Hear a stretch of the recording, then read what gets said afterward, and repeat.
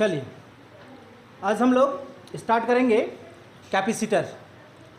कल आप लोगों ने सीखा था रिप्रेजेंटेशन ऑफ इक्विपोटेंशियल सरफेस और उसकी प्रॉपर्टीज। इक्विपोटेंशियल सरफेस की प्रॉपर्टीज कितनी प्रकार की होती है? 4 प्रकार की होती है ना। चार्ज इन पोटेंशियल क्या होता है? 0 होता है। इक्विपोटेंशियल सरफेस पे वर्क डन क्या होती है? 0 होता है। और जो आपका इलेक्ट्रिक फील्ड होता है हमेशा इक्विपोटेंशियल सरफेस का क्या होती है? परपेंडिकुलर होती है। और चौथा पॉइंट आपने सीखा था जहाँ पे इलेक्ट्रिक फील्ड का फोर्स यानी कि इलेक्ट्रिक चार्ज डेंसिटी क्या होती है? ज़्यादा होती है, स्ट्रॉन्ग होती है। वहाँ पे इक्विपोटेंशियल सरफेस क्या होती है? क्लोज होती है। और जैसे जैसे डेंसिटी हमारा क्या होती है? वीक होते जाती है, कमज़ोर होते जाती है, वहाँ पे आपका इक्विपोटेंशियल सरफेस क्या हो जाती है? अपार्ट होती जाती है, दूर होते जाती है। ये हमारा बेसिकली 4 प्रकार की प्रॉपर्टीज थी। किसका? इक्विपोटेंशियल सरफेस का। यहाँ से एमसीक्यू क्वेश्चन पूछा जाता है। एक बार हम फिर से रिपीट कर दे रहे हैं, ठीक। आज इसी का आगे हम बात करेंगे कैपेसिटर के बारे में। आप लोगों ने कैपेसिटर देखे होंगे, देखे हैं कैपेसिटर? हम जानकारी के लिए बता दें, ये फैन जो चल रही है यहाँ पे, इसके ऊपर पे एक वाइट कलर का सिलेंड्रिकल शेप में लगा हुआ है। देखें आप? नहीं देखें? सीलिंग फैन पे क्या होता है? एक गोल सा लगा होता है। देखे हैं? अच्छा, उसको नहीं देखे हैं तो जहाँ पे आप पानी टुल्लू मशीन समझते हैं ना, जो हम लोग मोटर यूज करते हैं पानी खींचने के लिए, उसके ऊपर में भी एक छोटा सा गोल सा लगा हुआ होता है। वो आपका क्या कहलाता है? कैपेसिटर कहलाता है। उसका काम क्या है? उसका काम है कि एनर्जी को अपने अंदर यानी कि चार्ज एनर्जी को अपने अंदर पे स्टोर करना। समझ में आ गया? और उसकी आवश्यकता क्यों पड़ती है? मान के चलो कि ये फैन घूम रही है अभी, अगर इसको घूमने के लिए जितनी रिक्वायर्ड एनर्जी चाहिए वो डायरेक्टली हम कनेक्शन से नहीं दे पाते हैं, तो जब वहाँ पे हम क्या लगा देते हैं? कैपेसिटर। तो वो कैपेसिटर क्या करता है? चार्ज को अपने में स्टोर करता है और इसको सफिशिएंट एनर्जी देता है, तभी ये इस रफ्तार से क्या होती है? घूमती है। अगर आप इस कंडेंसर को, इस कैपेसिटर को वहाँ से खोल दें तो आपका ये फैन जिस स्पीड से घूमना चाहिए उस स्पीड से नहीं घूमेगा। क्यों नहीं घूमेगा?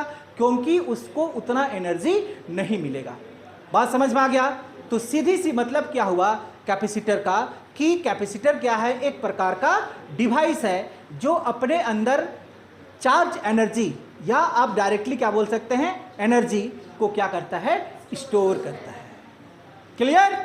यही चीज यहां पे लिख दिया गया है, ध्यान से देखिएगा। कैपेसिटर का मतलब क्या है? It is a device which is used to store charge. ठीक, वो अपने अंदर पे किसको स्टोर करता है? चार्ज को स्टोर करता है। It is also known as condenser. Capacitor को ही हम लोग किसके नाम से जानते हैं? कंडेंसर के नाम से जानते हैं।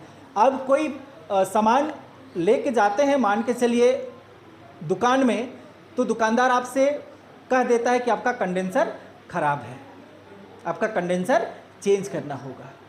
समझ में आया? तो कंडेंसर को ही हम लोग क्या कहते हैं? कैपेसिटर भी कहते हैं।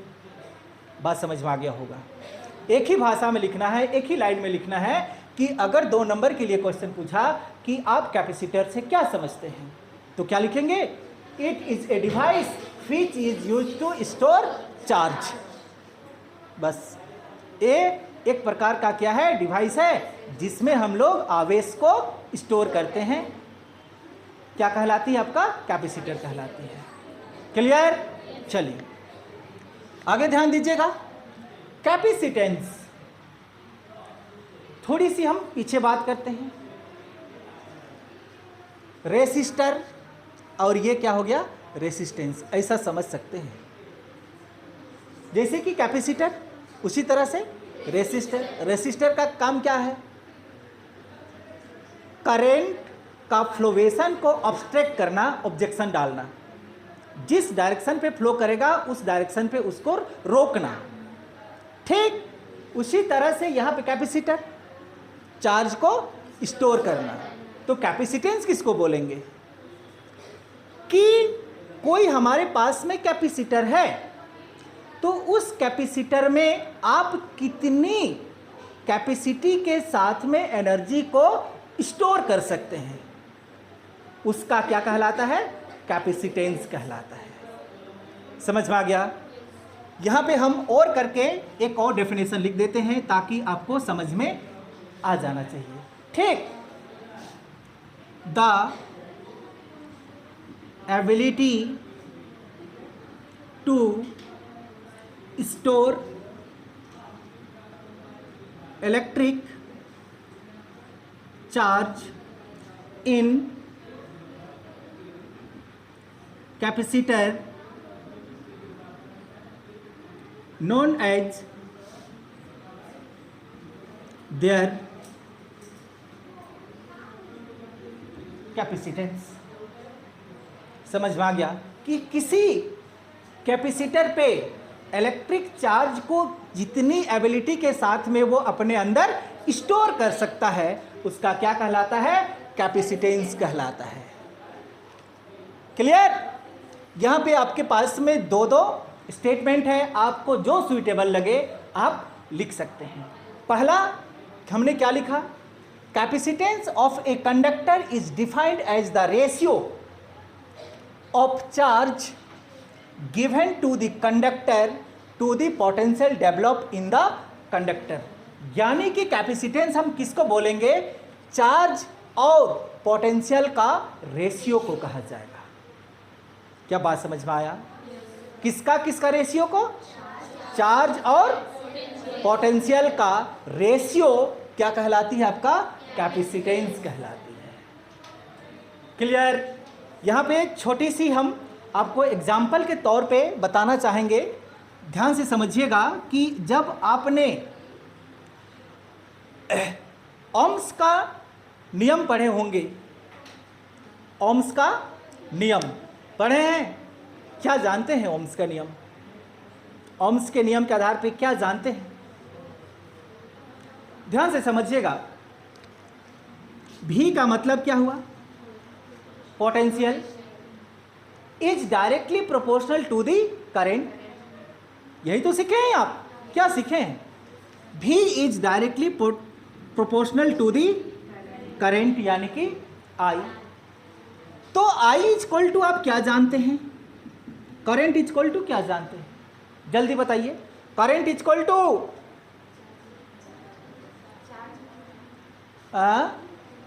करंट इंटू क्या जानते हैं? ये बताइए जल्दी।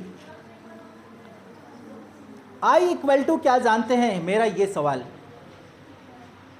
ध्यान से समझिएगा। अगर यहां पे आपका क्या है? करंट है, तो एक चीज आपको ध्यान में आया होगा, ये क्या था आपका? चार्ज। चार्ज इक्वल टू क्या होता है? Current into time. तो यहाँ पे करंट आपका क्या है? आई। आई को बाहर निकाल देंगे तो आपको क्या मिलेगा? Charge by time. क्या मिलेगा? क्या बात समझ में आया? तो यहाँ पे आप लिख सकते हैं V is also directly proportional to the, I के जगह में क्या लिख सकते हैं? Q by T. क्या दिखाई दिया आपको कि जैसे जैसे आप चार्ज को बढ़ाएंगे आपका क्या बढ़ेगा? पोटेंशियल बढ़ेगा। बढ़ेगा। तो यही चार्ज और यही पोटेंशियल का रेशियो आपका क्या कहलाती है? कैपेसिटेंस कहलाती है। क्लियर? चलिए इसको हम फिलहाल मिटा देते हैं, ये सिर्फ सीखने के लिए था। इसका इक्वेशन को थोड़ा सा समझिएगा। वी नो दैट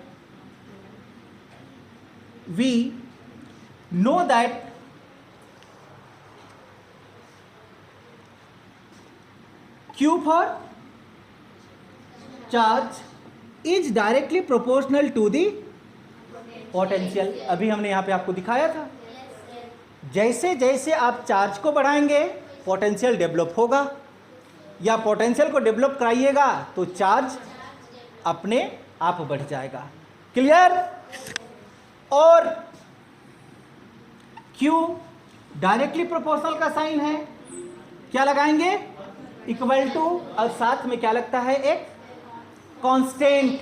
यहां पे कांस्टेंट हम डालेंगे C, और आपके पास में क्या है? V। Q इक्वल टू क्या मिल गया? यहां पे C भी मिल गया।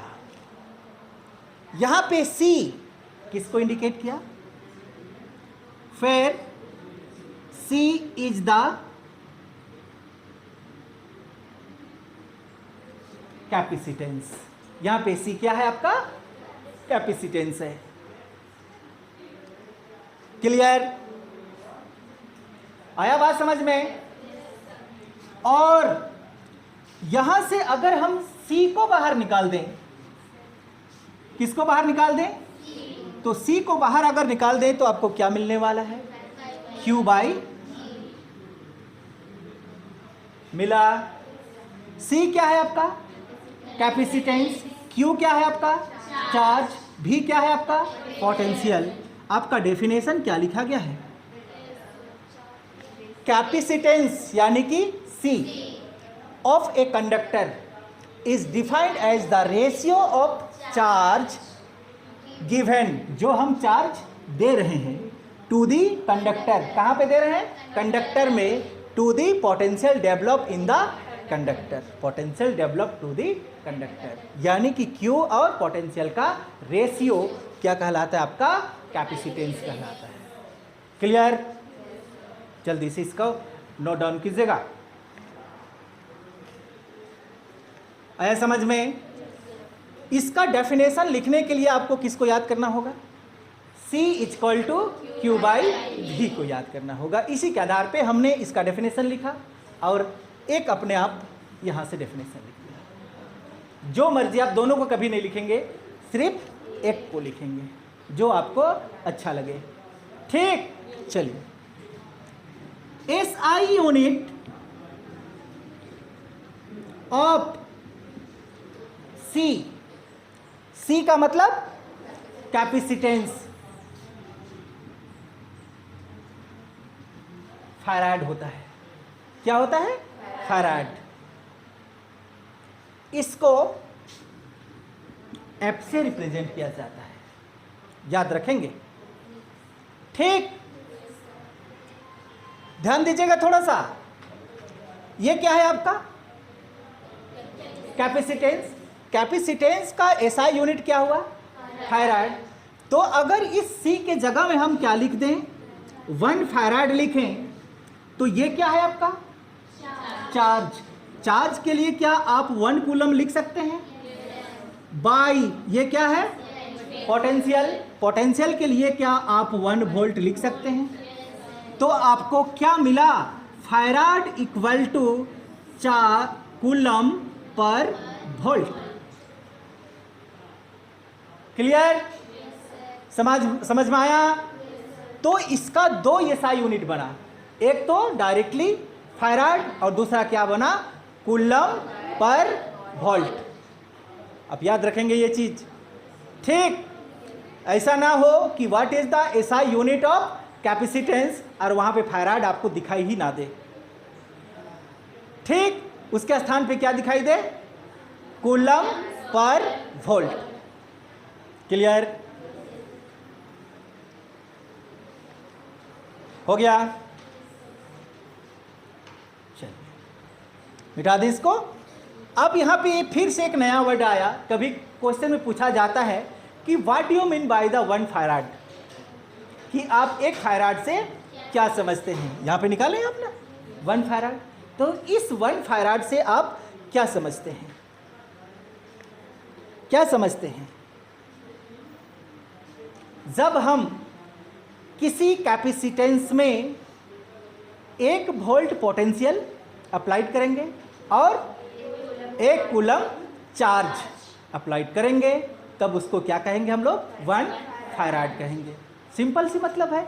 यहाँ पे आपको दिखाई दे रहा है 1 फैराड किसको कहते हैं, लिख सकते हैं आप। ये भी देखिए यहाँ पे डेफिनेशन ये बोलता है, ध्यान से समझिए इसका डेफिनेशन को।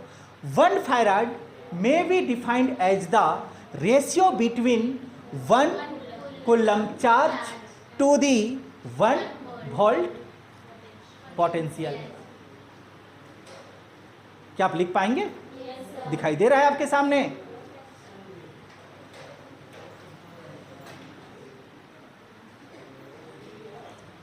चलिए इसको फिलहाल हम मिटा देते हैं। आ गया ना समझ में पूरा?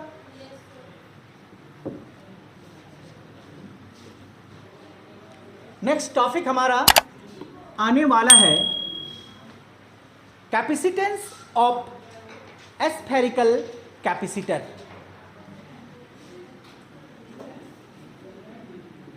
कैपेसिटेंस ऑफ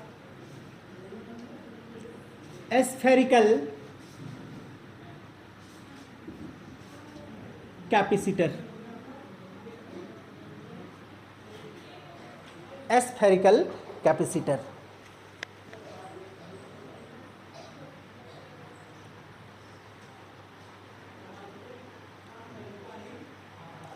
समझिएगा। एस्फेरिकल का मतलब कैसे? गोला, फुटबॉल देखे ना, उसी तरह से हमारा कैपेसिटर भी होता है। ये तो जो पंखा में लगा हुआ है ये सिलेंड्रिकल शेप का है। किस शेप का है? सिलेंड्रिकल शेप का। लेकिन हम अभी किसका बात कर रहे हैं हम लोग? एस्फेरिकल, जो फुटबॉल की तरह गोल हो। ठीक, चलिए ध्यान से समझिएगा इसको। एस्फेरिकल शेप में है।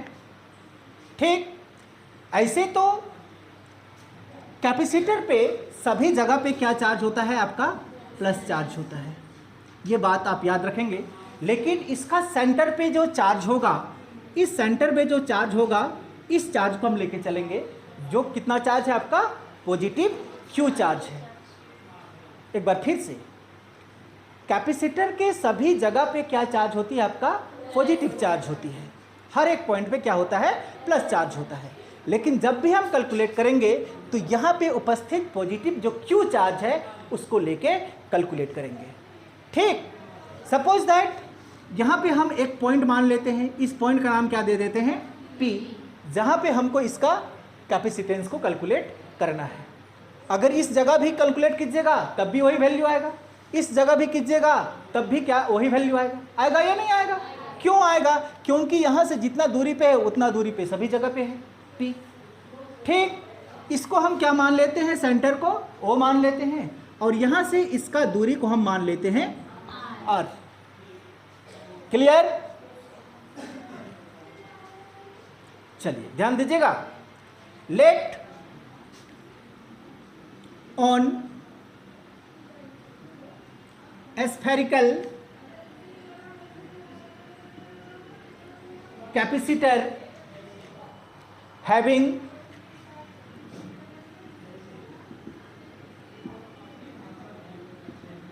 Radius R। ये हमारा क्या है? एस्फेरिकल कैपेसिटर है जिसका रेडियस हमने क्या मान के रखा? R मान के रखे। लेट पॉजिटिव Q आपको दिखाई देता होगा, कहां पर है?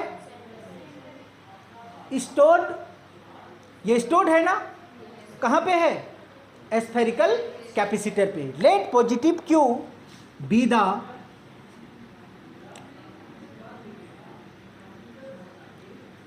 stored on it। इसमें आपका पॉजिटिव क्यू चार्ज क्या है? स्टोर्ड है। क्लियर? ये फिगर में आपको दिखाई देता है, कुछ भी लिखा हुआ नहीं है। हमने क्या माना? Let on spherical capacitor having radius R। ये आपका एस्फेरिकल कैपेसिटर है, इसका रेडियस क्या है? R है। और इसमें कितना चार्ज है? कितना चार्ज स्टोर्ड हुआ है? पॉजिटिव क्यू चार्ज स्टोर्ड हुआ है, यहां पे आपको दिखाई देता है। क्लियर? वी नो दैट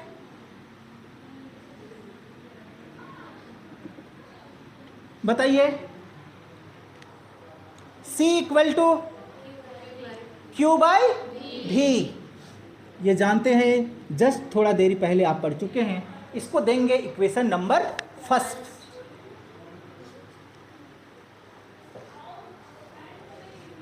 हो गया। अब इस पॉइंट P पे हमको पोटेंशियल कैलकुलेट करना है, तो ये पोटेंशियल किसके कारण यहां पे होगा? Q के कारण। अगर यहां पे Q नहीं रहता तो क्या यहां पे पोटेंशियल होता? नहीं होता। Q का मतलब क्या? चार्ज। अगर इसमें चार्ज नहीं होता तो क्या इस पॉइंट P पे पोटेंशियल होता? नहीं। तो इस पॉइंट P पे पोटेंशियल है तो किसके कारण है? चार्ज के कारण है। तो क्या लिखेंगे? Potential due to charge Q at a distance R। लिखें? चलिए, potential due to charge positive Q at a distance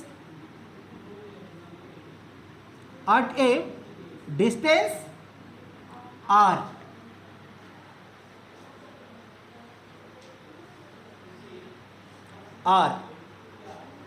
clear? छोटी छोटी चीज याद रखिएगा। हम किसकी बात कर रहे हैं? पोटेंशियल की बात कर रहे हैं। पोटेंशियल को रिप्रेजेंट करते किससे हैं? तो V इक्वल टू क्या जानते हैं बताइए? V इक्वल टू क्या जानते हैं? Q by 4 pi epsilon not R। Small r या कैपिटल R? हाँ, यहाँ पे हमारे पास में कैपिटल R है, तो यहाँ पे हम क्या लिखेंगे? कैपिटल R लिखेंगे। इससे पहले हम स्मॉल r से प्रूव कर चुके हैं। याद आया कुछ? हाँ, चलिए इसको देंगे equation number second. Equation number second. Clear? Put equation second in words. दूसरा का वैल्यू को हम कहां पे रखने वाले हैं? पहला में रखने वाले हैं। चलिए रख के देखते हैं। ध्यान दीजिएगा, ये आपका क्या है? C। Q तो हमारा Q ही रहेगा, बाई V के जगह में क्या लिखेंगे? Q by 4 pi epsilon not R लिख सकते हैं। और C इक्वल टू क्या होगा? Q into 4 pi epsilon not R by Q। क्या बात समझ में आया? क्या यहाँ पे कुछ चीज कैंसिल होगी? क्या? Q से Q, तो आपको C इक्वल टू क्या मिला? 4 pi epsilon not R। Epsilon not किसको दिखाता है? एप्सिलॉन नॉट किसको दिखाता है? जल्दी, आप परमिटिविटी पढ़े हैं ना 3 प्रकार का, तो एप्सिलॉन नॉट किसको इंडिकेट करता है? फ्री स्पेस को। तो यहां पे आपका क्या है? एप्सिलॉन नॉट है। एप्सिलॉन नॉट, तो यहां कहां का कैपेसिटेंस को दिखाया? फॉर फ्री स्पेस का। ये निकला आपका फॉर फ्री स्पेस। जब हम इस कैपेसिटेंस को रखेंगे तो उसमें किसी भी प्रकार का कोई मीडियम ना हो। क्लियर?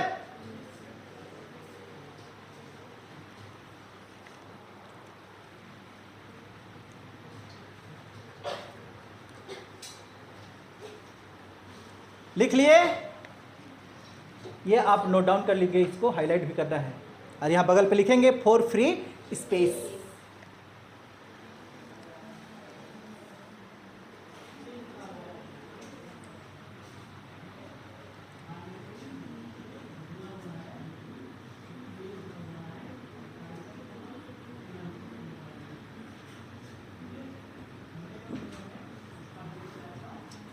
नोट करके लिखेंगे, ये भी important.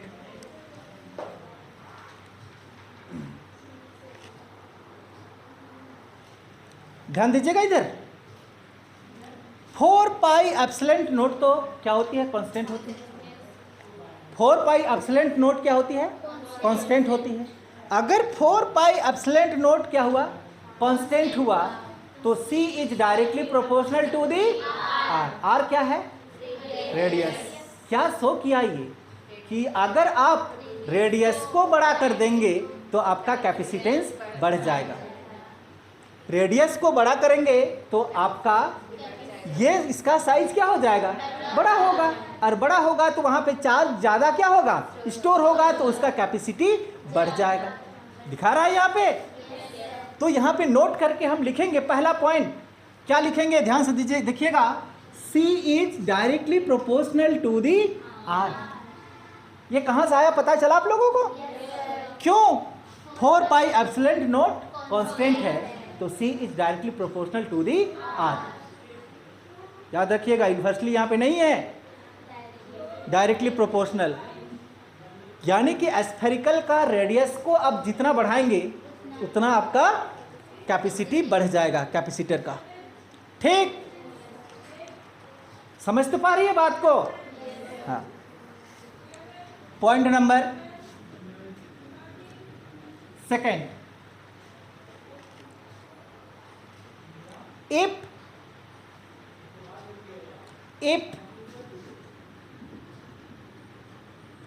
instead of air and any other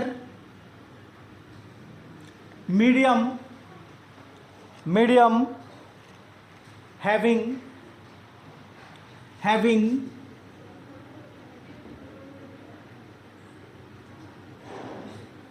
dielectric field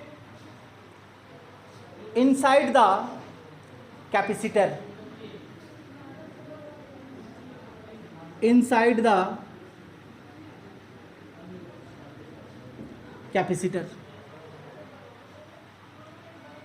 यहां पे आपने क्या निकाला था, फ्री स्पेस के लिए है।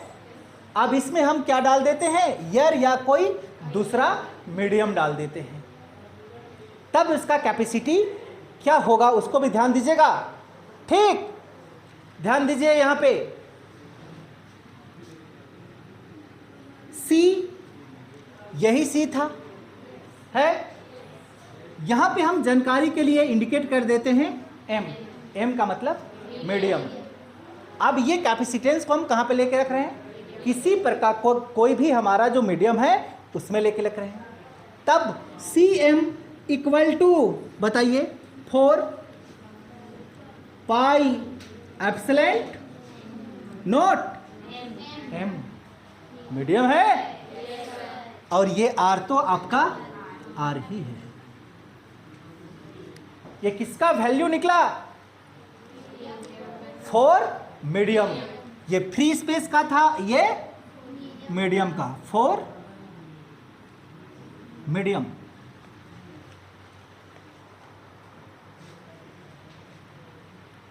क्लियर, आपने पढ़ के रखा है, ध्यान दीजिएगा,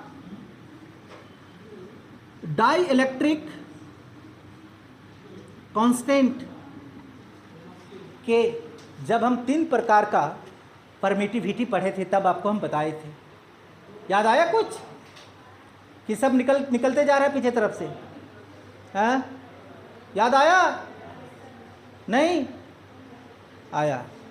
डाई इलेक्ट्रिक कांस्टेंट को रिप्रेजेंट किए हम लोग किससे, K से, तो K इक्वल टू, ये जो डाई इलेक्ट्रिक कांस्टेंट है किसको दिखाता है, ratio between permittivity of medium and free space of permittivity को दिखाता है। यानी कि K इक्वल टू क्या मिलेगा आपको, epsilon M by epsilon naught मिलेगा। क्लियर, आया बात समझ में। अगर यहां से एप्सिलॉन M को बाहर कर देते हैं हम, तो बताइए K एप्सिलॉन नॉट, बात तो समझ रही है। तो क्या यहां पे आप एप्सिलॉन M के जगह पे K एप्सिलॉन नॉट डाल सकते हैं। नहीं समझ में आया? एप्सिलेंट एम इक्वल टू क्या मिला? के एप्सिलेंट नॉट। इस इक्वेशन पे आपको क्या दिखाई दिया? एप्सिलेंट एम। तो क्या इस वैल्यू पे हम एप्सिलेंट एम का वैल्यू को रख सकते हैं? अगर एप्सिलेंट एम का वैल्यू को रख सकते हैं तो यहाँ पे ध्यान दीजिएगा, ये क्या बनेगा उसको?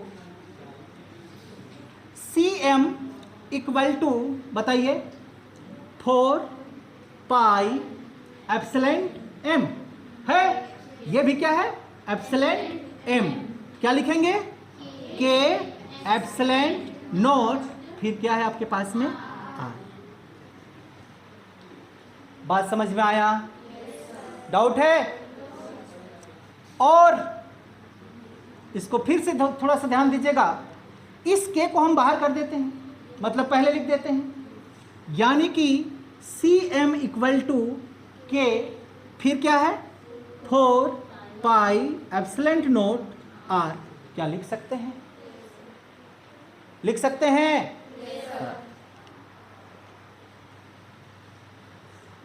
क्लियर? किसी प्रकार का डाउट है? नहीं है? ये टर्म को बताइए, 4 pi epsilon naught R, 4 pi epsilon naught R किसके बराबर था? किसके बराबर था? सी के बराबर था। और ये सी क्या है आपका? फ्री स्पेस का कैपेसिटेंस है। तो क्या आप 4 पाई एप्सिलेंट नोट आर के जगह पे सी लिख सकते हैं? तो क्या वैल्यू मिला आपको? सी एम इक्वल टू के तो है आपके पास, फिर सी। क्या शो किया? ये जरा ध्यान दीजिएगा, ये शो किया कि capacitance of medium free space का कैपेसिटेंस के टाइम के बराबर होता है। के टाइम का मतलब समझ में आता है? के आपका कोई मान के चलो नंबर है, के इक्वल टू 1 2 3 4 5 6 7 8 9 10। तो सी एम अगर के का वैल्यू क्या हुआ? 10 हुआ, तो 10 गुना फ्री स्पेस कैपेसिटेंस के बराबर होगा। बात समझ में आ रहा है? यहाँ पे पकड़ेगी बात को। इसका ये मतलब हुआ कि अगर हम कोई कैपेसिटेंस बनाते हैं फ्री स्पेस वाला, तो उसका कैपेसिटी क्या होगा? कम होगा। किसकी अपेक्षा में? मीडियम वाला कैपेसिटेंस की अपेक्षा में। दिखाई देता है आपको? C M equal to K C. C M क्या है? Capacitance of medium. सी क्या है? Capacitance of medium in free space. और के क्या है? यहाँ पे मल्टीप्लाई है, नंबर है, उतना टाइम आपका फ्री स्पेस के बराबर होगा। बात समझ में आया? लिखिएगा, ये पॉइंट को लिख लिए।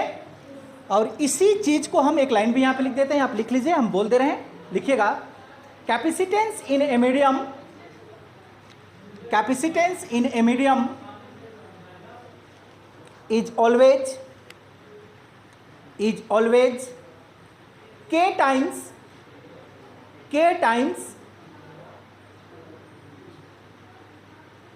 The capacitance in free space.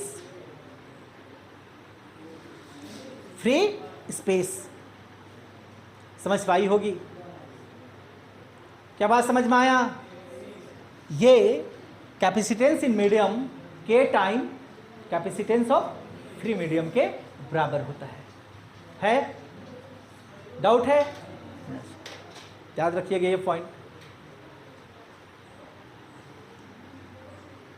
चलिए, ये भाग को मिटा रहे हैं थोड़ा सा। तीसरा पॉइंट नंबर 3। Point number 3। अब क्या सीखे? वी नो दैट, जल्दी बताइए, C m is equal to K C. निकालें अभी? हाँ। अगर हम यहां से के को बाहर कर दें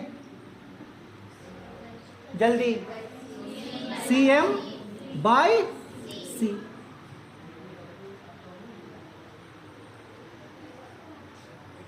CM का मतलब कैपेसिटेंस ऑफ मीडियम, C का मतलब कैपेसिटेंस ऑफ फ्री स्पेस।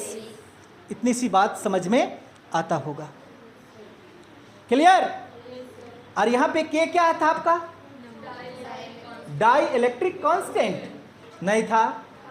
तो इस केस पे क्या रेशियो, क्या डेफिनेशन बना डाई इलेक्ट्रिक कांस्टेंट का? बताइए हमको। K क्या है आपका? Dielectric constant. तो dielectric constant may be defined as the ratio between capacitance of medium to the capacitance of free space. नहीं तो लिख दें हियर K क्या था? Dielectric constant may be defined as the ratio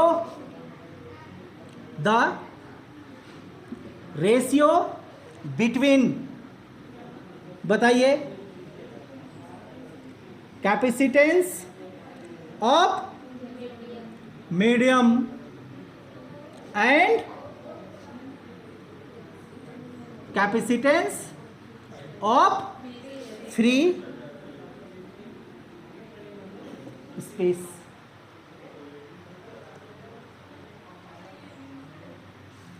बात तो समझ गई? यहां पे कैपेसिटेंस ऑफ मीडियम अगर लिखना चाहते हैं तो ब्रैकेट्स में यहां पे CM लिख सकते हैं। कैपेसिटेंस ऑफ फ्री स्पेस केवल C, वो आपके ऊपर डिपेंड करता है। इतनी सी बात समझ में आती होगी।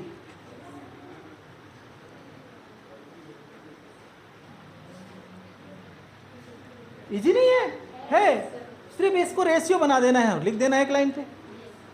समझ में आना चाहिए। C का मतलब कैपेसिटेंस, M का मतलब मीडियम, C का मतलब कैपेसिटेंस, कुछ नहीं मतलब फ्री स्पेस। क्लियर? तो ये था हमारा 3 इंपॉर्टेंट पॉइंट। किसका? किस प्रकार का कैपेसिटेंस का? एस्फेरिकल का। पहला में आपने क्या सीखा? C is directly proportional to the R है कि किसी एस्फेरिकल कैपेसिटेंस का रेडियस को जैसे जैसे आप बढ़ाएंगे उसका कैपेसिटी भी बढ़ते जाएगा है। दूसरा पॉइंट में आपने क्या सीखा? CM किसके बराबर होता है? K time capacitance of free space के बराबर होता है। और तीसरा पॉइंट में आपने क्या सीखा कि यहां पे डाई इलेक्ट्रिक कांस्टेंट है, वो किसका किसका रेशियो है? कैपेसिटेंस ऑफ मीडियम और कैपेसिटेंस ऑफ फ्री स्पेस का रेशियो क्या कहलाती है? यहां पे डाई इलेक्ट्रिक कांस्टेंट कहलाती है। आप याद रखेंगे ये 3 पॉइंट, यहां से MCQ क्वेश्चन किसी ना किसी तरह से पूछा जाता है। Clear?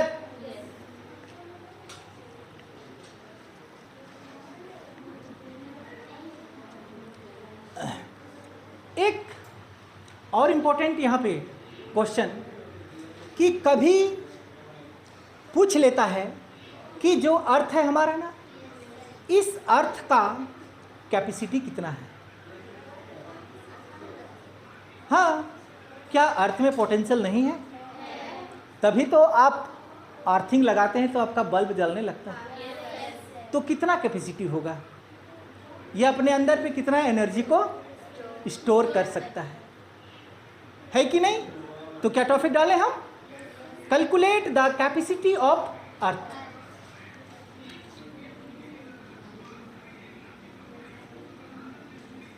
Calculate the capacity of earth.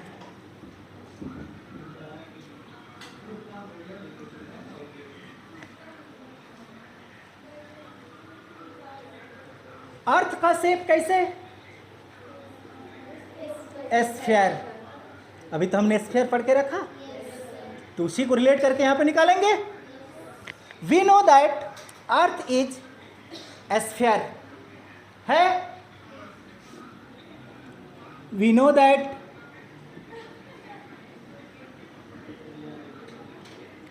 Earth is sphere. अगर ये स्फीयर है कौन, अर्थ, तो इसका रेडियस भी होगा। स्फीयर है मतलब रेडियस होगा। तो क्या लिखेंगे, we know that earth is sphere with radius.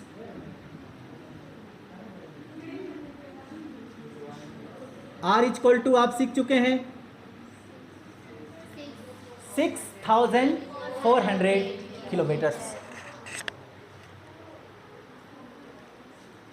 जानते हैं ना। क्या हम इसको मीटर में चेंज कर सकते हैं?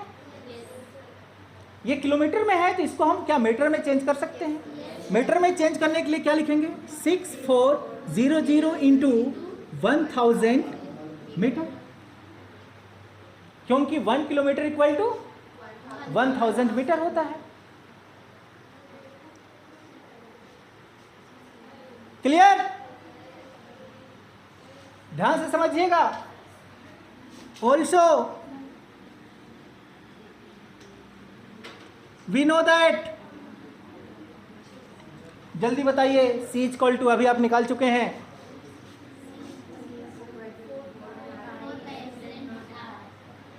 निकाले हैं।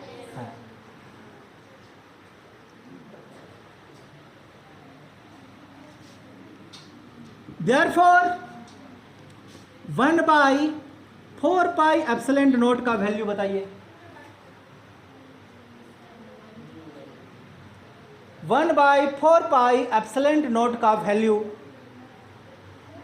नहीं पढ़ी है तो बताओ जल्दी। 9 इंटू 10 पावर 9, याद आ रहा है कुछ? पढ़ो, नहीं पढ़ के कोई उपाय नहीं है। 9 इंटू 10 पावर 9, याद आया या भूल गई? ये किसका वैल्यू? 1/4 पाई एप्सिलॉन नॉट का वैल्यू कितना? 9 इंटू 10 पावर 9, तो 4 पाई एप्सिलॉन नॉट का क्या वैल्यू? जल्दी, नहीं समझ पाता है? 1/4 पाई एप्सिलॉन नॉट का वैल्यू कितना? 9 इंटू 10 पावर 9, तो 4 पाई एप्सिलॉन नॉट का क्या वैल्यू? 1/9 इंटू 10 पावर 9, ये वैल्यू आएगा। समझ में आ रहा है कि नहीं समझ में आया? आया। आगे बढ़े, चलिए ध्यान दीजिएगा। और C equal to 4 pi epsilon naught, 4 pi epsilon naught क्या लिखेंगे? 1/9 ना, इंटू 10 पावर 9 इंटू आर का क्या वैल्यू? 6400 into 1000 metre.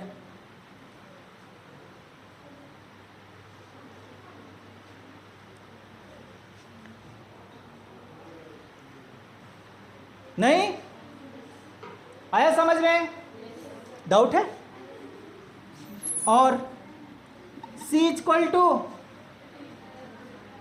ध्यान दीजिएगा इधर, यहां पे कितना जीरो, यहां पे कितना जीरो, टोटल कितना हो गया? 5, और यहां पे क्या बचा? 64। तो क्या आप लिख सकते हैं 64 into 10 power 5 by 9 into 10 power 9।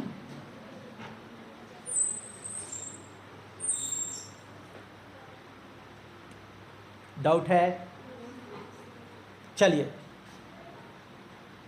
9 का टेबल बोलिए। 9 7 जा 63, कितना बचा? 1, पॉइंट लगाएंगे 10 होगा। 9 1 जा, फिर और वही बचेगा यानी कि 7.11 ले लेते हैं, काट देते हैं। ठीक, ध्यान दीजिए इधर कितना 5, इधर 9, कितना बचा 4। C equal to 7.11 into plus में है, ऊपर लेके चले 10 पावर -4। C क्या में निकला?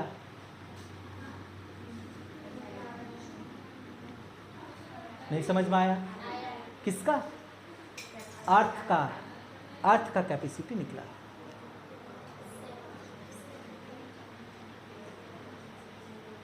क्लियर? और थोड़ी सी जानकारी ध्यान दीजिएगा।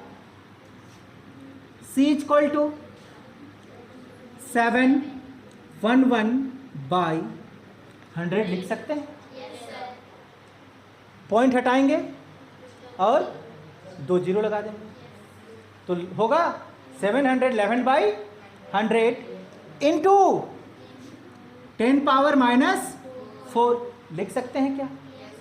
अब 100 को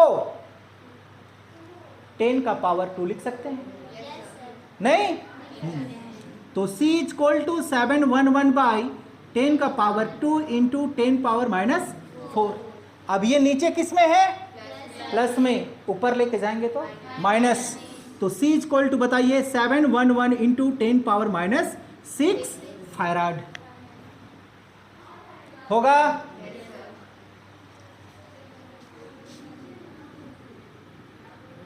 वन म्यू यानी कि 1 माइक्रो इक्वल टू क्या होता है? 10 पावर -6 क्या होता है? तो यहां पे C का क्या वैल्यू मिला? 711 10 पावर 6 के जगह में म्यू और एफ।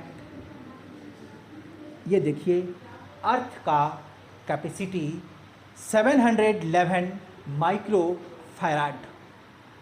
अब आप सोचेंगे कितना बड़ा अर्थ है, अरे माइक्रो में इसका वैल्यू आ गया। तो जो कैपेसिटर होता है ना, उसका अधिकांश नहीं, टोटली वैल्यू किस में कैलकुलेट किया जाता है? माइक्रो में ही कैलकुलेट किया जाता है। अब जितनी भी गैजेट उठा के देखेंगे, जितना भी इंस्ट्रूमेंट उठा के देखेंगे कैपेसिटर वाला, उसमें आपको माइक्रो दिखाई ही देगा, म्यू दिखाई ही देगा। समझ में आ गया? तो ये चीज भी आप याद रखेंगे। Capacity of earth 711 micro farad. आया समझ में? चलिए नेक्स्ट टॉपिक हम बात करेंगे behaviour of conductor in uniform electric field. अगर किसी कंडक्टर को हम कहां पे रख दें? यूनिफॉर्म इलेक्ट्रिक फील्ड में रख दें तो वो कैसे बिहेव करेगा, तो लिख दें। चलिए तो टॉपिक डालिएगा, बिहेवियर ऑफ कंडक्टर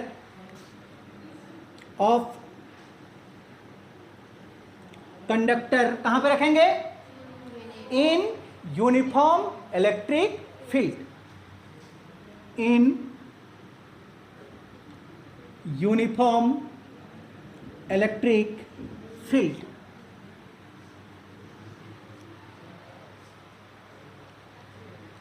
यहां से आपका कैपेसिटर का मैकेनिज्म स्टार्ट होता है। अभी तो आपने सिर्फ क्या सीखा कि कैपेसिटर क्या है उसको जाने, कैपेसिटेंस क्या है उसको जाने। अब वो उसके अंदर पे क्या फंक्शन होती है, उसका वर्किंग कैसे होता है, यहां से स्टार्ट होता है।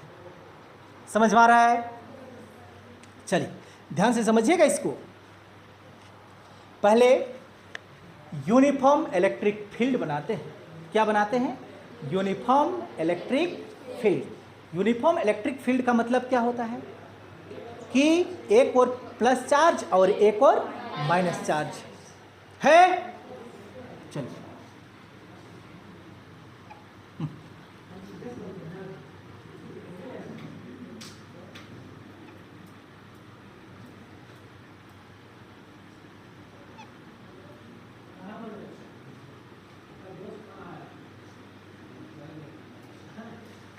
Positive plate, negative plate, uniform electric field बना।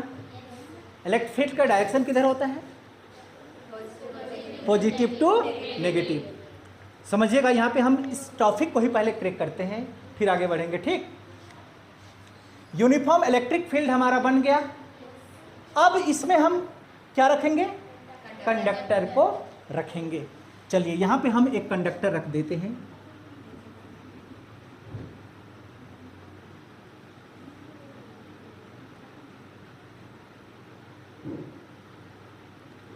ये आपका क्या है? कंडक्टर। कहाँ पे रखे हम? यूनिफॉर्म इलेक्ट्रिक फील्ड में, ठीक। किसको प्लेस किए? कंडक्टर को। इलेक्ट्रिक फील्ड का डायरेक्शन किधर होता है? Positive to negative. यानी कि यहाँ पे प्लस दिए हैं, मतलब क्या हुआ कि ये सब जगह पे क्या है आपका? प्लस है, आप याद रखेंगे। और इधर क्या है? माइनस, है ना? क्लियर? इलेक्ट्रिक फील्ड सेटअप किधर होता है? Positive to negative. ये पॉजिटिव है, इस पॉजिटिव से नेगेटिव की ओर। बात समझ में आया होगा? Electric field setup.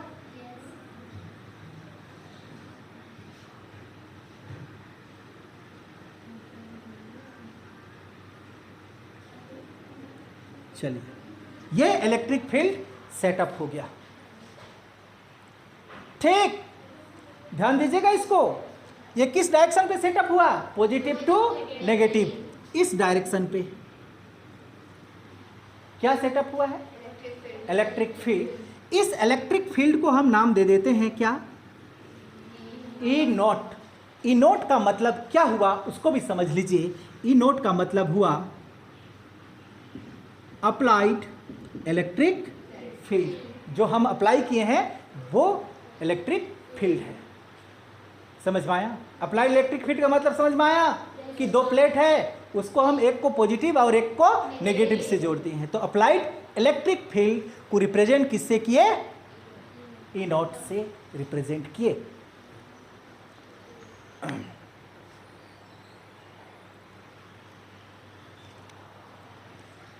इसका मैकेनिज्म को एकदम बारीकी से समझना, ठीक ना?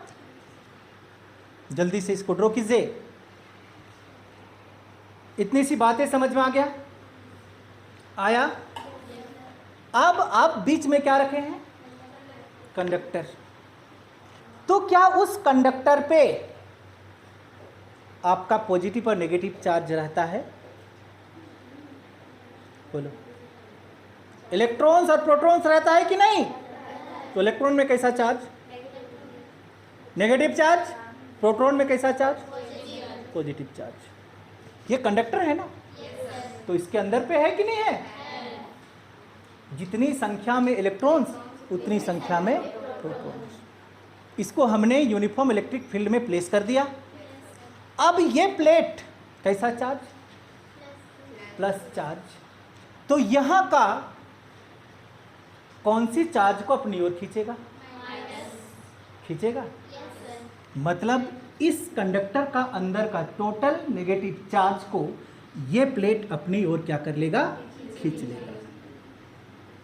अब तो समझ पाई होगी। और ये नेगेटिव प्लेट्स यहाँ का टोटल पॉजिटिव चार्ज को अपनी ओर अट्रैक्ट करेगा। चलिए,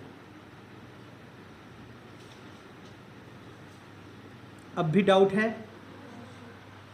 डाउट?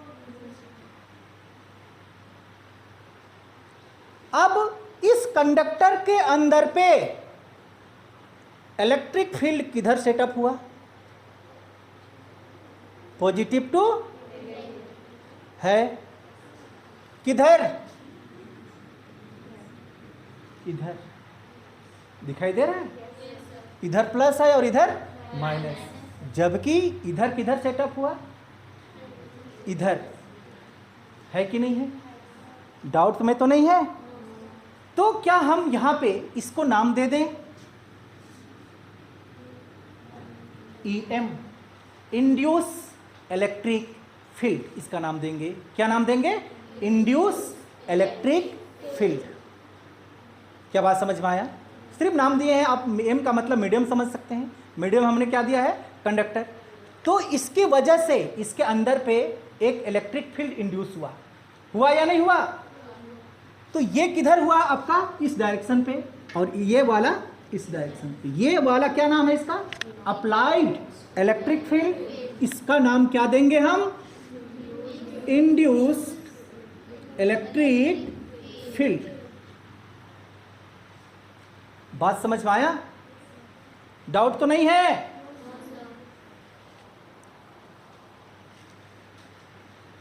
आप 2 लाइन लिख लेते हैं जो हम यहां पे सीखे हैं उसको।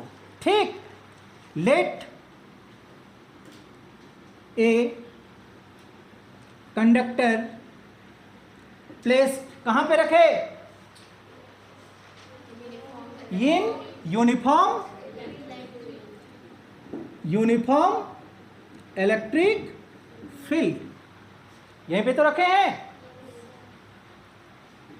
Late E naught be the, E naught क्या है? Be the applied electric field and E m is the induced electric field.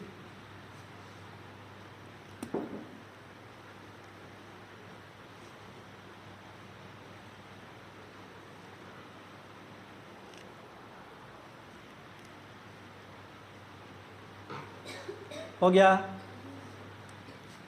Therefore, net electric field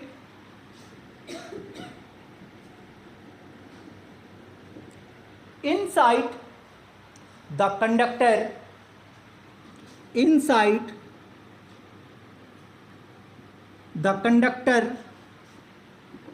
is 0। Conductor के अंदर पे नेट इलेक्ट्रिक फील्ड क्या होती है? 0 होता है। और ये 0 क्यों होता है उसको आपको हम समझा देते हैं, ध्यान से समझिएगा। जितनी संख्या में प्लस है उतनी संख्या में माइनस है सुंदरी? जितनी संख्या में माइनस है उतनी संख्या में प्लस है। तो प्लस और माइनस अगर इक्वल हो तो दोनों क्या हो जाती है? नलिफाई हो जाती है, एक दूसरे को कैंसल कर देती है। तो उसका नेट इलेक्ट्रिक फील्ड क्या बच जाएगा? 0 होगा। Because in this case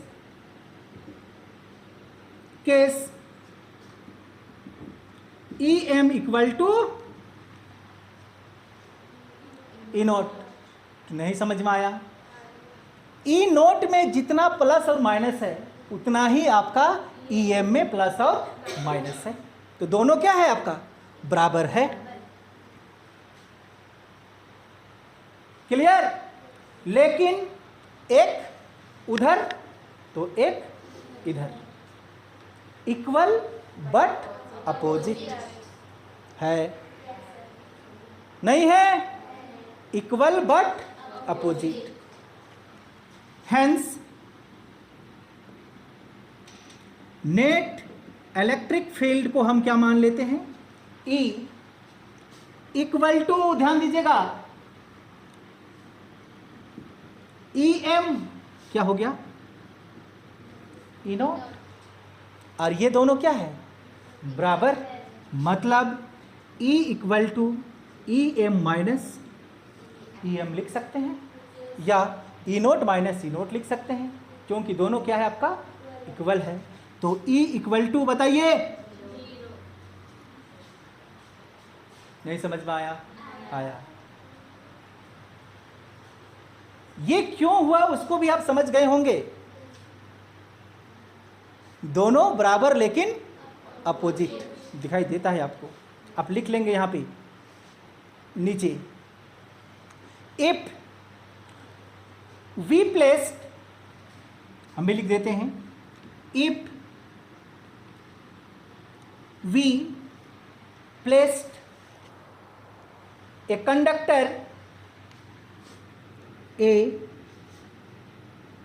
conductor in uniform electric field induction take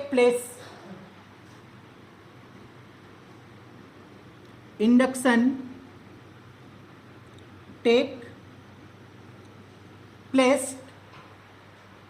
on the surface of conductor. यही इंडक्शन को तो हम क्या लिखे हैं, इंड्यूस इलेक्ट्रिक फील्ड। वो कहां पे निकला, कंडक्टर के सरफेस पे। इसीलिए इस कंडक्टर का नेट इलेक्ट्रिक फील्ड क्या हो जाती है, जीरो हो जाती है। एग्जाम में अगर आप इस पॉइंट को नहीं भी लिखेंगे तब भी कोई प्रॉब्लम नहीं है, लेकिन ये चीज़ आपको याद होनी चाहिए, इसका मैकेनिज्म को आपको जानना होगा। एकदम इजी है। डाउट है किसी को? चलिए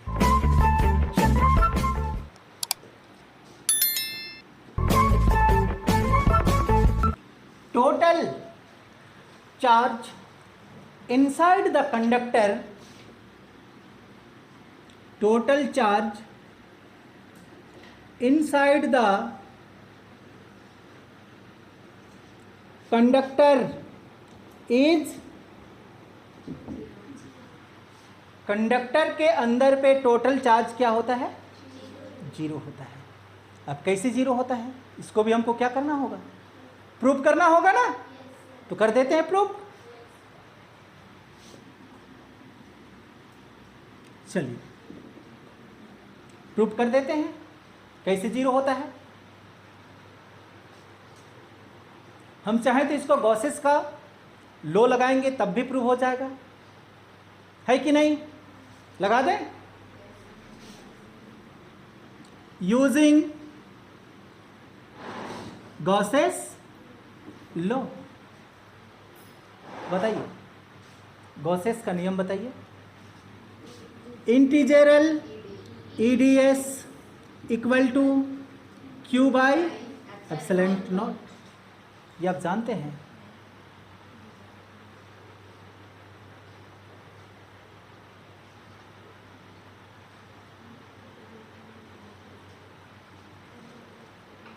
हो गया, ध्यान दीजिए।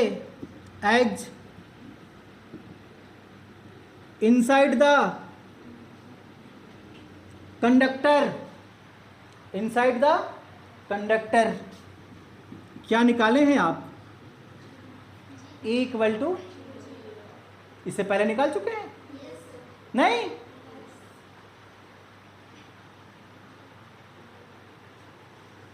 अब तो बना होगा कि नहीं। चलिए बनाते हैं।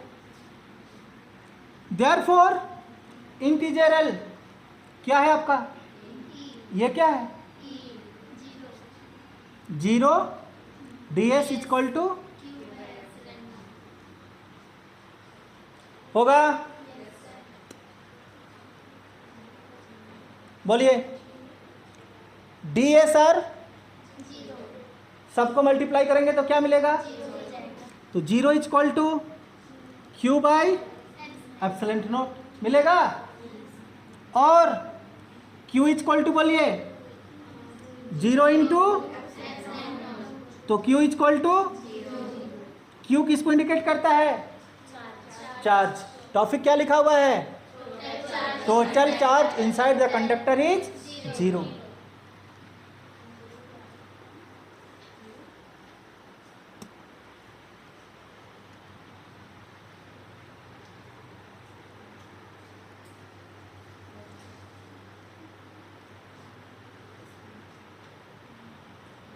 हो गया।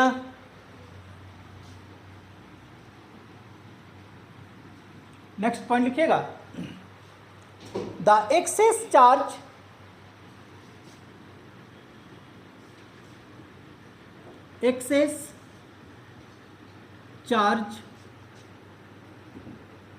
given to the conductor. अगर हम कोई कंडक्टर पे क्या कर देते हैं, एक्सचेंज चार्ज अप्लाइड कर देते हैं, कंडक्टर reside only at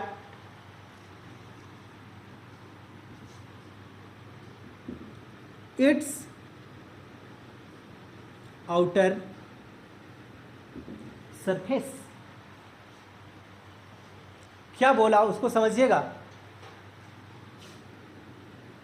ये आपका मान के चलिए कोई कंडक्टर है, ठीक, इसमें हम बहुत ज़्यादा क्या सप्लाई कर दिए, चार्ज सप्लाई कर दिए, तो इसका टोटली चार्ज अंदर पे ना होके कहाँ पे चलाएगा, सरफेस पे चलाएगा। ये देखिए, यही चीज़ यहाँ पे लिखा हुआ है। The excess charge given to the conductor reside only at its outer surface. Reside हो जाएगा ये आउटर सरफेस पे।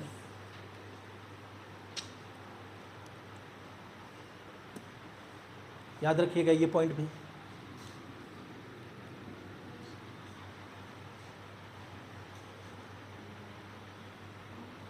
हो गया। Electric field is always perpendicular on the surface of conductor। ये पॉइंट भी याद रखिएगा, दिखाते हैं आपको।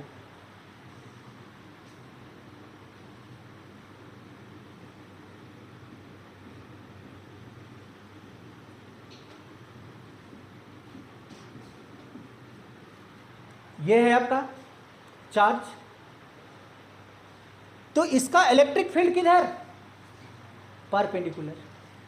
ये प्लस है तो इलेक्ट्रिक फील्ड का डायरेक्शन किधर होता है, पॉजिटिव टू नेगेटिव। तो ये पॉजिटिव है तो इधर आपका नेगेटिव होगा, अगर ये पॉजिटिव है तो इधर नेगेटिव होगा, मतलब डायरेक्शन इधर होगा इसका। इसका डायरेक्शन किधर होगा, इधर, इधर। इसका डायरेक्शन और इसका डायरेक्शन, यहाँ से ये कितना डिग्री, यहाँ से ये कितना डिग्री, यहाँ से ये, यहाँ से ये, तो जहाँ पे 90 डिग्री होती है वहाँ पे परपेंडिकुलर होता है। क्लियर?